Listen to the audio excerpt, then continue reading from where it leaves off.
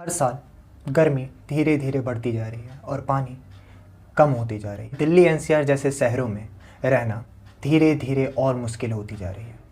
हम अक्सर pollution, population, climate change को ब्लेम करते आ रहे हैं, लेकिन एक ऐसा भी रीज़न है जिसके बारे में हम ऑलमोस्ट बात ही नहीं कर रहे हैं, जिसको डिस्ट्रॉय करना इन्वायरमेंट का ही नहीं, ये नॉर्थ इंडिया के सर्वाइवल से डायरेक्टली कनेक्टेड है। कैसे, आइए समझते हैं ड्यूल फैसेट के इस वीडियो में।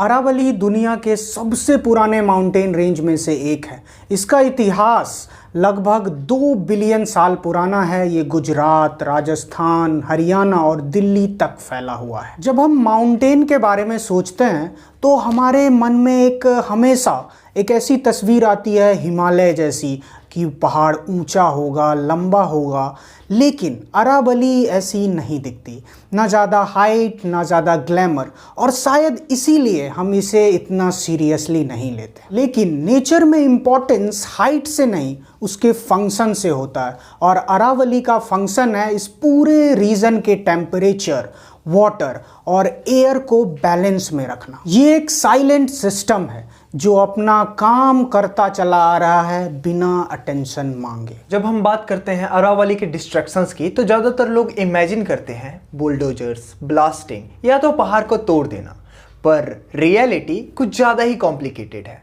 आजकल डिस्ट्रक्शन लाउड नहीं बल्कि साइलेंटली किया जाता है, जैसे mining projects, large scale construction और पॉलिसी लूपहोल्स, जिसके थ्रू लैंड को नॉन फॉरेस्ट डिक्लेयर कर दिया जाता है। अरावली एक दिन में डिस्ट्रॉय नहीं हो रही, ये धीरे धीरे पेपर वर्क के साथ और लीगली डैमेज की जा रही है, और जब डैमेज स्लो होता है तो हम रिएक्ट भी स्लो करते हैं। अब सवाल ये है कि अरावली के डिस्ट्रॉय होने से हमारे लाइफ पे कितना असर पड़ने वाला है। सबसे पहले समझते हैं कि हीट और क्लाइमेट चेंज पे इसका असर कितना पड़ने वाला है।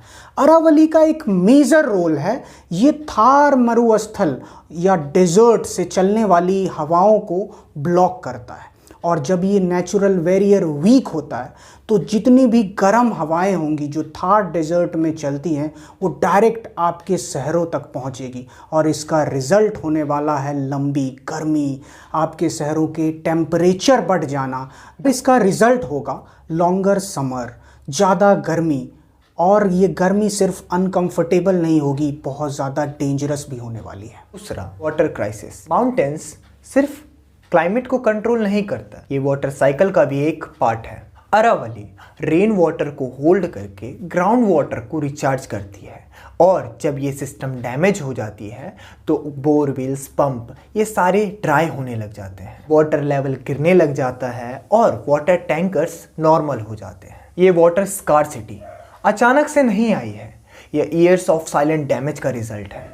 तीसरा, डस्ट और एयर क्वालिटी। जब माइनिंग और कंस्ट्रक्शन बढ़ता है तो इस नेचुरल बैरियर को डैमेज किया जाता है, जिसके वजह से जो भी डस्ट होता है वो हवा में ही लटका रहता है, और इसके वजह से सिर्फ पॉल्यूशन ही नहीं बढ़ता, लॉन्ग टर्म में हमारे हेल्थ के लिए भी बहुत बड़ा खतरा है, स्पेशली हमारे बच्चों के लिए और हमारे बूढ़ों के लिए। इस प्रॉब्लम का सबसे अनकंफर्टेबल पार्ट ये है कि ये प्रॉब्लम कोई ड्रामेटिक नहीं, ये बोरिंग है बट लीगल है, इसलिए इस पर हम इतना ज़्यादा रिएक्ट नहीं कर रहे हैं। अरावली डिस्ट्रैक्शन एक रिमाइंडर है कि नेचर को इग्नोर करने का बिल कभी कैंसिल नहीं होता, वो बस डिले होता है।